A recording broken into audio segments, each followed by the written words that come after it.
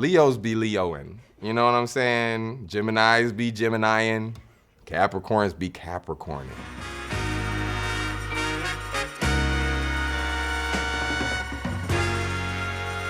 What up, y'all? This is Kendrick Sampson, and you're watching This Guy. My birthday is 3/8, March 8th. I was born in H-Town, Houston, Texas. I live in Los Angeles, LA.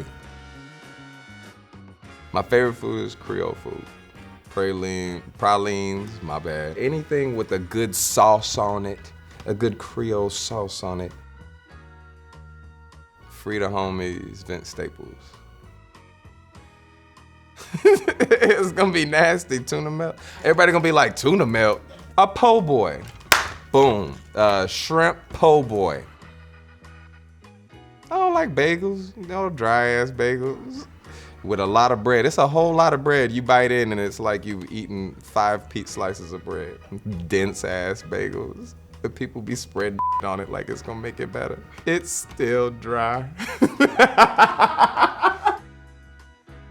Yes, I have to believe that everything has a purpose. Everything is connected, and you know, whether it's gravity or some other type of force, they affect each other. And if you dig into people's personalities with these zodiac signs, I don't do the horoscope thing, but Leos be Leoing. You know what I'm saying? Geminis be Geminiing. Capricorns be Capricorning. As a Pisces, I resonate with some of the traits. I'm not like a typical Pisces. I'm gonna get into my chart and stuff. You know, I got a lot of Capricorn in there, and then I got some fire, and a lot of water. I got Scorpio in there too. So I'll be complicated. Typical Pisces, big dreamers. I am a big dreamer. You know, they have a reputation of not completing though. I'm a completer. Very intuitive, emotional, sensitive. I'll be crying and stuff sometimes, you know? So I'll be Pisces. Cardi B. No, wait, she got a man. No, that's weird. I'm obsessed with Cardi B. I've been following Cardi B since she was a stripper, just chilling. And she used to like give advice to young girls. I like Hood, Meg Thee Stallion. Protesting. Yeah, I ain't had no hobbies. I was too busy protesting. I learned a lot about what brings me pleasure in between. You know, if I get a little slice of watermelon, change my whole day, if it's good. I do sometimes. It's entertaining.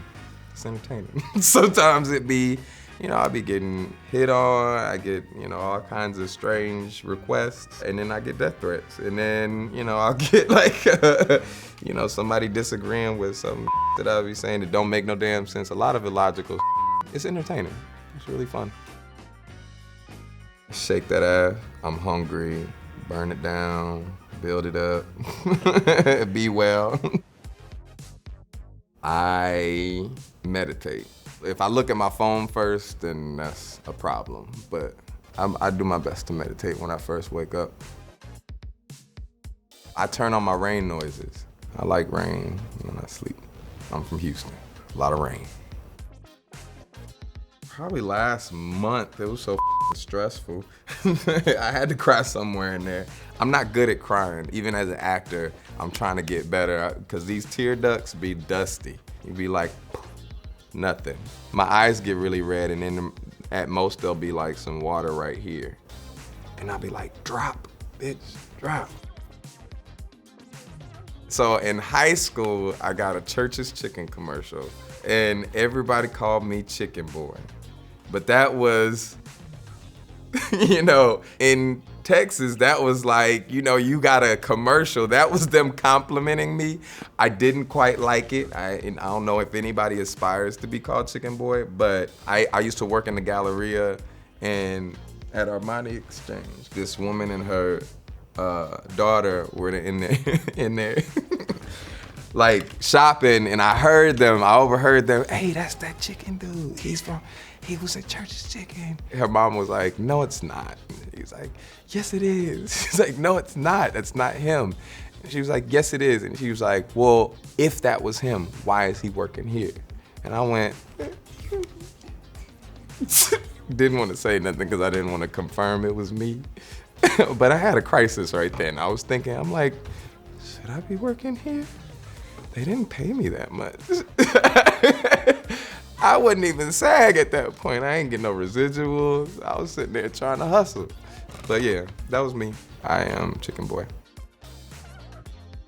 Probably sitting in front of Viola Davis for the first time. Cause I was like, I gotta be on my P's and Q's. Cause she is all the P's and all the Q's. I learned a lot. I think after the first time, she was like, okay, NAACP award. I was like, yeah. She made me feel good about myself, and she was very generous. But I was sweating. Probably be an escort or like something in the food industry, maybe like a professional like taste tester. I wouldn't want to be an Uber driver though. I would probably opt for sex work. What's next?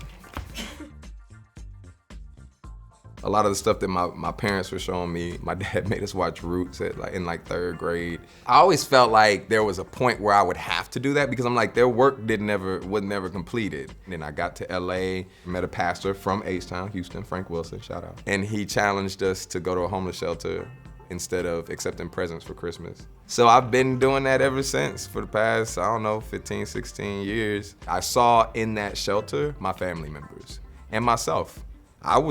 Before I moved to LA, I was living out of my car. I got kicked out of my house.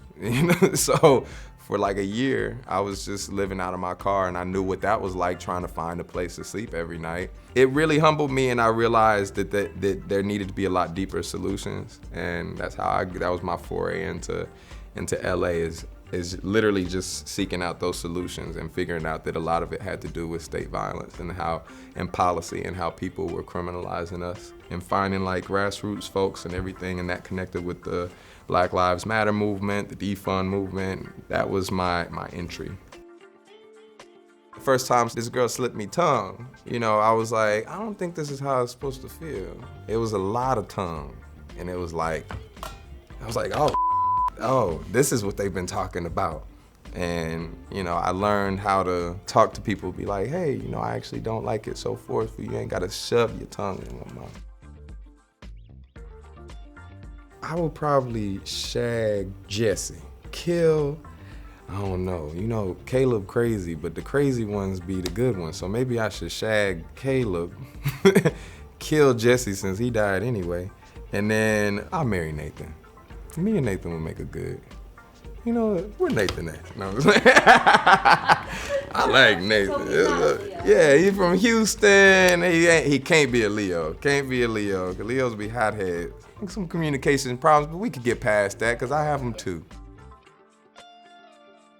I'm not campaigning for a spinoff show.